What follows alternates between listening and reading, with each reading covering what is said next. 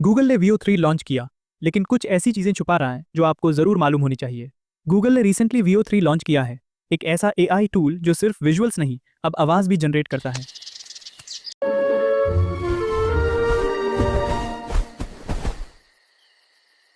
They left behind a ball today. It bounced higher than I can jump. What manner of magic is that? लेकिन कहानी यहाँ खत्म नहीं होती। Veo 2 पहले ही एक गेम चेंजर था।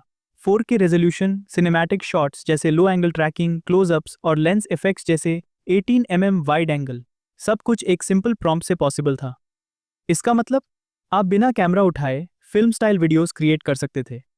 और सबसे ज़्यादा इंप्रेसिव चीज़ थी इसका real world understanding, human movement, emotions, physics, सब कुछ नेचुरली फील होता था।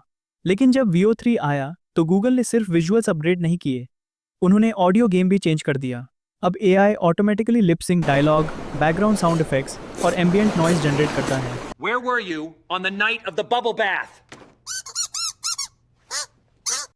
वो भी बिना किसी एक्सटर्नल टूल के। लेकिन इस पावर के साथ कुछ ऐसे रिस्ट्रिक्शंस भी आए जो हर यूज़र के लिए आइडियल नहीं है। आगे मैं आपको दिखाऊंगा कि Veo 2 और Veo 3 के दरमियान असली डिफरेंस क्या है और क्यों कुछ लोग कह रहे हैं कि गूगल ने सब कुछ पब्लिक को नहीं बताया। सबसे पहला फर्क जिसे कोई इग्नोर नहीं कर सकता वो है वॉइस और लिप सिंक का। Veo 2 में अगर आप किसी कैरेक्टर को बोलते हुए दिखाना चाहते थे तो पहले अपनी आवाज़ रिकॉर्ड करो, फिर किसी एक्सटर्नल टूल से उसे AI वॉइस में कन्वर्ट करो और फिर मैनुअली लिप्स के साथ सिंक करो। काफ़ी मुश्किल और टाइम कंज्यूमिंग प्रोसेस था। लेकिन Veo 3 में ये सब कुछ बिल्ट इन है।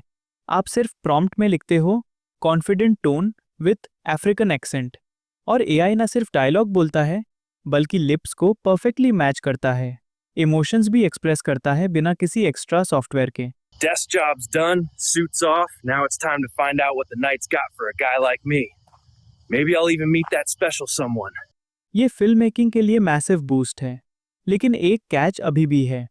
अगर आप किसी स्टिल इमेज से वीडियो जनरेट करते हो तो लिप सिंक कभी कभी मिस करता है और हर बार सेम वॉइस आउटपुट नहीं मिलता।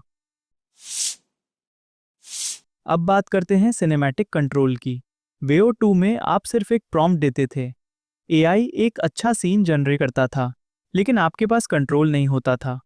आप ये डिसाइड नहीं कर सकते थे कि कैमरा का एंगल क्या होगा, लाइट किस साइड से आएगी या मोशन स्लो होगा या फास्ट।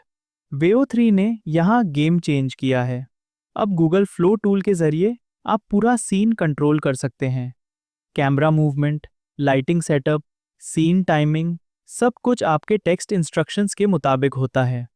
लेकिन हाँ, इस फीचर को यूज़ करने के लिए आपको प्रिसाइज प्रॉम्प्ट लिखना आना चाहिए, वरना आउटपुट या तो रैंडम होगा या इनकम्प्लीट। फिर आता है प्राइसिंग और एक्सेस का मसला। Veo 2 आपको मिलता था गूगल प्रो प्लान में $75 पर मंथ के साथ, और इसमें आप कितने भी वीडियोस जनरेट कर सकते थे, कोई स्ट्रिक्ट लिमिट नहीं थी। लेकिन Veo 3 सिर्फ अल्ट्रा प्लान में अवेलेबल है, जिसका मंथली चार्ज है $125। और सबसे सरप्राइजिंग पार्ट, इसमें आप सिर्फ 5 वीडियोस पर डे बना सकते हो। यानी ज़्यादा पैसे दो और फिर भी लिमिट के अंदर काम करो। जिनके लिए AI से रोज़ ज़्यादा कंटेंट जनरेट करना ज़रूरी है, उनके लिए ये रिस्ट्रिक्शन प्रॉब्लम बन सकती है। एक और पावरफुल अपग्रेड है लैंग्वेज सपोर्ट का। Veo 2 मोस्टली इंग्लिश या बेसिक ग्लोबल लैंग्वेजेस समझता था, लेकिन अगर आपने कोई लोकल या रीजनल एक्सेंट लिखा तो आउटपुट या तो इग्नोर हो जाता या इनएक्यूरेट होता। लेकिन Veo 3 ने इसमें बहुत इंप्रूवमेंट लाई है। Le futur sera difficile à comprendre. The future will be hard to grasp. El futuro será difícil de comprender. 未来は把撃するのが難しいでしょうね。 With the editors perfect.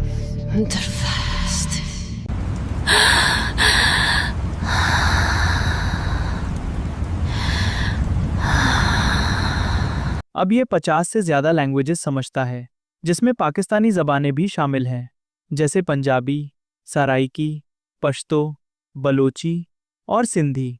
आप अगर प्रॉम्प्ट में लिखें पंजाबी स्टाइल इमोशनल डायलॉग, तो AI उसी टोन में सीन क्रिएट करता है। हम AI से बनाए गए मियाँ बीवी हैं। हमारा पहला व्लॉग आपको कैसा लगा हर एक्सेंट हर बार परफेक्ट नहीं होता, लेकिन पोटेंशियल स्ट्रांग है, स्पेशली लोकल क्रिएटर्स के लिए। और सबसे शॉकिंग चीज, रियलिज्म। वेओ 2 के विजुअल्स इंप्रेसिव थे, लेकिन फिर भी एआई का टच समझ आता था। थोड़ा ब्लर, थोड़ा रोबोटिक फील होता था। वेओ 3 में विजुअल्स और ऑडियो दोनों इतने नेचुरल हैं कि देखकर लगता है कि रियल कैमरा से शूट किया गया हो। फेशियल एक्सप्रेशंस, लाइटिंग और मोशन, सब कुछ बिल्कुल रियलिस्टिक। लेकिन यही रियलिज्म एक रिस्क भी बन गया है। अब फेक वीडियोस बनाना आसान हो गया है। कोई भी रियलिस्टिक लुकिंग वीडियो बना के मिस इन्फॉर्मेशन फैला सकता है। तो जहां एक तरफ पावर है, वहां दूसरी तरफ जिम्मेदारी भी जरूरी है। एक चीज जो ऑफिशियली मेंशन नहीं होती, लेकिन कई यूजर्स ने नोटिस की है, वो है वेओ 3 का इंटरनल कंटेंट फिल्टर। वेओ 2 में अगर आप किसी डार्क या इमोशनल सीन का प्रॉम्प्ट लिखते थे, जैसे वॉर जोन, प्रोटेस्ट या ड्रामेटिक डेथ सीन, तो एआई उससे जनरेट कर लेता था। लेकिन वेओ 3 में आप जैसे ही सेंसिटिव प्रॉम्प्ट लिखो, तो या तो वो वीडियो रिजेक्ट हो जाता है या आउटपुट को डल और लाइफलेस बना देता है। ऐसा लगता है कि कोई इनविजिबल सेंसरशिप लेयर हर क्रिएटिव सीन को सेफ बना रही है। गूगल इस फीचर को सेफ्टी एनहांसमेंट कहता है, लेकिन क्रिएटर्स के लिए यह एक क्रिएटिव रोड ब्लॉक है।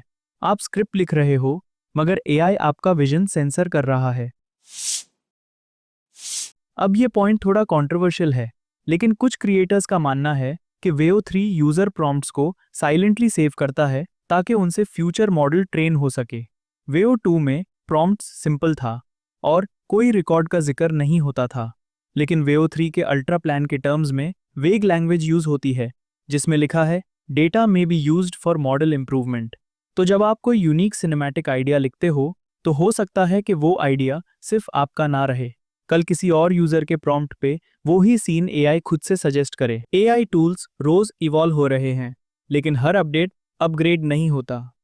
कई दफा नया वर्जन सिर्फ चीजें मुश्किल बना देता है जो पहले सिंपल थी। वेओ 2 सिंपल था लेकिन काम का। वेओ 3 पावरफुल है, लेकिन हर यूजर के लिए प्रैक्टिकल नहीं। और आखिर में सिर्फ एक बात याद रखनी चाहिए, एआई आपके लिए काम करे, आप एआई के लिए नहीं।